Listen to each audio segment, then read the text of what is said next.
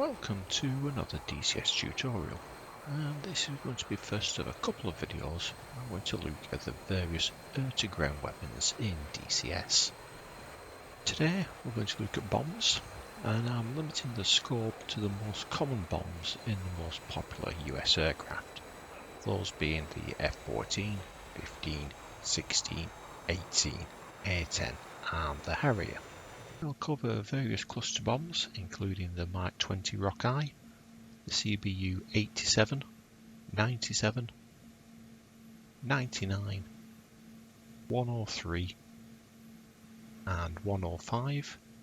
And then we're going to look at the Mark 81, 82, 83 and 84 and various variants of those, including retarded bombs, laser guided and GPS guided bombs.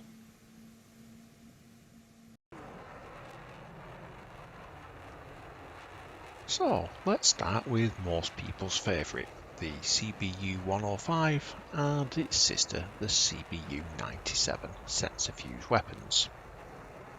These are 1,000 pound bombs and amongst the most powerful weapons in DCS. Each one can kill multiple vehicles. There's a few key differences between the 97 and the 105. First of all, the 105 is wind corrected, so in theory you can drop it from 20,000 feet in windy conditions and it will deploy its submunitions where they were targeted. The 97 isn't wind corrected, so can blow off course whilst in freefall. Secondly, the 105 can only be dropped in CCRP mode, which is a considerable drawback, as you cannot simply drop a bomb on a target which you've just spotted.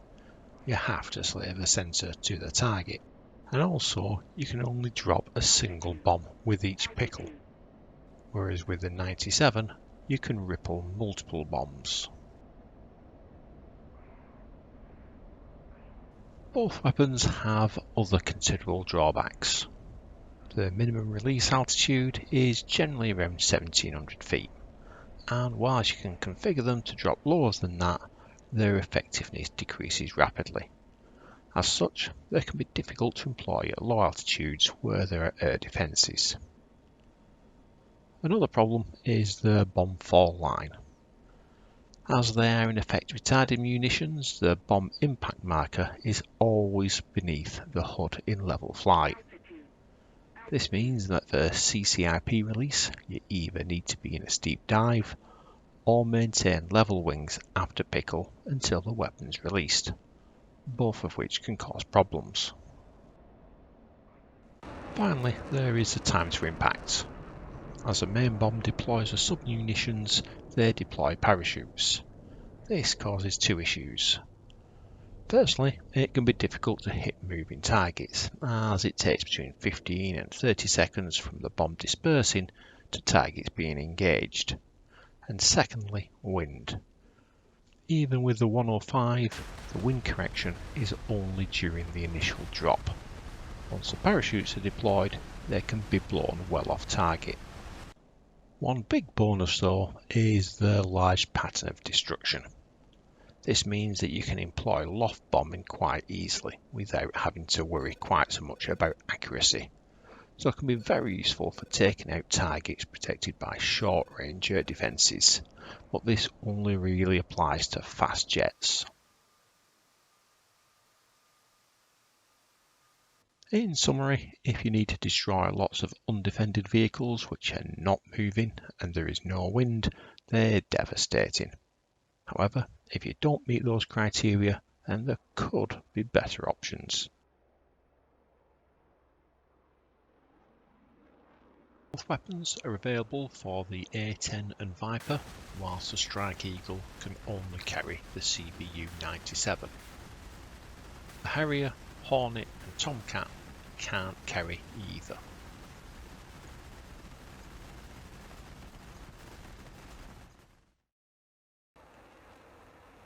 Next we have the CBU 103 and its sister the CBU 87 combined effects munition. This is also a 1,000 pound weapon, and similarly to the 105, The 103 is the wind-corrected variant and can only be dropped in CCRP. These are designed for soft and lightly armoured targets and aren't particularly effective for most tanks. They are highly configurable though, with different burst altitudes, and the 103 can set the spin speed to disperse over a wide or narrow area. So for armoured targets, I would recommend changing the default burst height of 1500 feet to 300 feet or so with the default spin. Whereas against large groups of infantry, I use the default burst altitude, if safe, and a higher spin rate to give wider dispersal. Against tanks, you're almost certainly going to have to drop these in pairs, and even then you might do little or no damage. Availability to the various aircraft is exactly the same as with the 105 and the 97. Next up is the Mark 20 Rockeye and the CBU 99, which are almost identical with the exact same warhead, but they have a slightly different canister. These are foundry-pound weapons, but have anti-armour warheads. There is, however, no wind-corrected version. But despite being anti-armour, they are highly effective against infantry, trucks and light armour.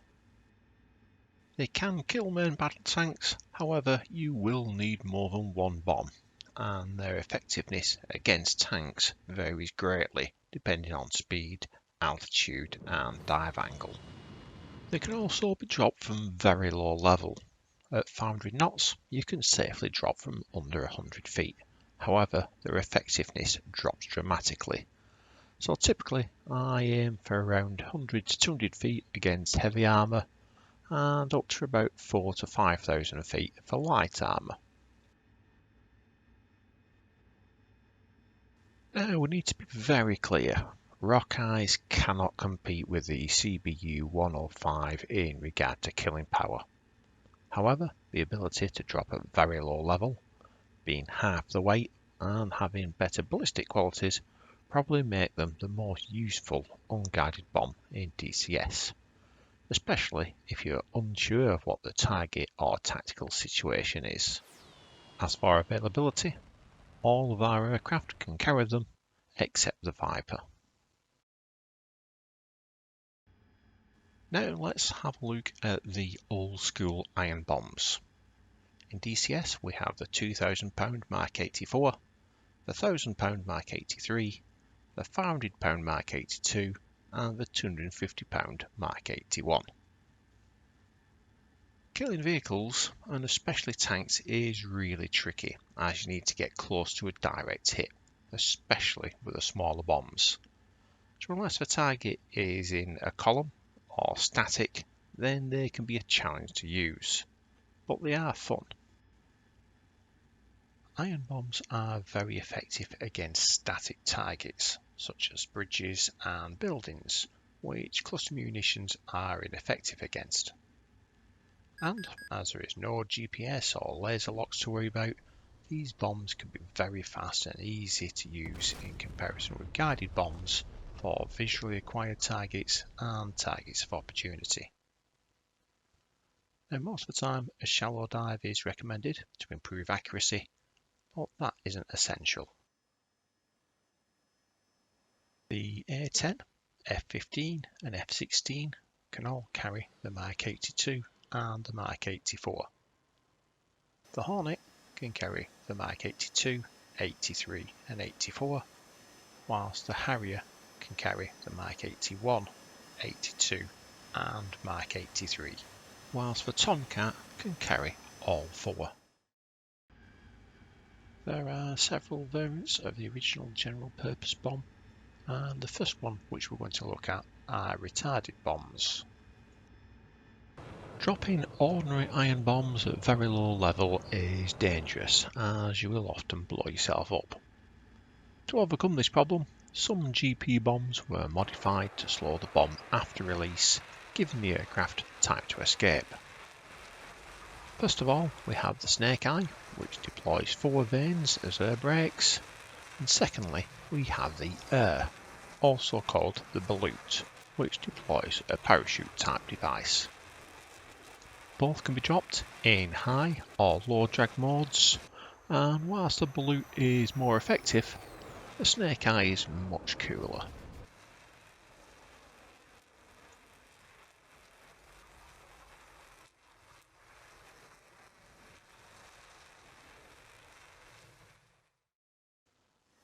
Another variant of the iron bomb is the laser guided bomb. These are also add-on kits for regular GP bombs, and in DCS we have the £500 GBU-12, the £1000 GBU-16, and the £2000 GBU-10 and GBU-24. These allow the precision targeting of static objects, but can also hit moving targets. They do have 4 notable drawbacks. First of all, they need to be guided all the way to the target. Secondly, they can't easily be dropped from low level. Thirdly, cloud and bad weather can obscure their view. And finally, whilst you can drop multiple bombs, you can only really hit one target at a time. An even more modern variant is the JDAM. This is a GPS guidance kit fitted to a regular iron bomb and is therefore fire and forget. Once released, it will find its way to the target and can be programmed to attack from different angles and directions. And being GPS guided, it can be dropped in any weather. Each bomb can be programmed to hit a different target, giving the ability for a single aircraft to hit as many as 10 targets in a single pass. The downside though is that you cannot hit moving targets with them.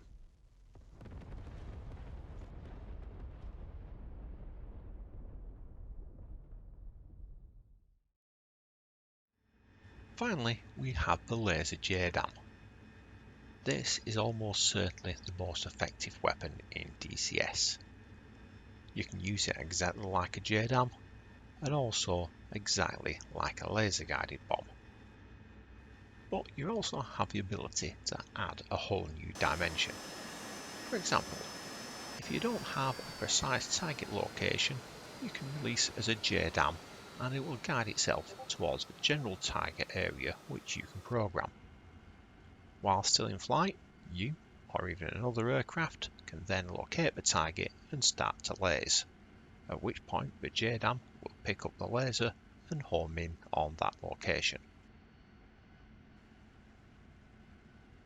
Additionally, the LJDAM will learn its new coordinates as soon as it picks up the laser, so it doesn't need to be lased all the way to the target, so long as it's static. This is very useful if you're in cloud or want to manoeuvre. Unfortunately though, the LJDAM is only available for the Harrier and A10, but potentially the F-15 Strike Eagle might get it as well.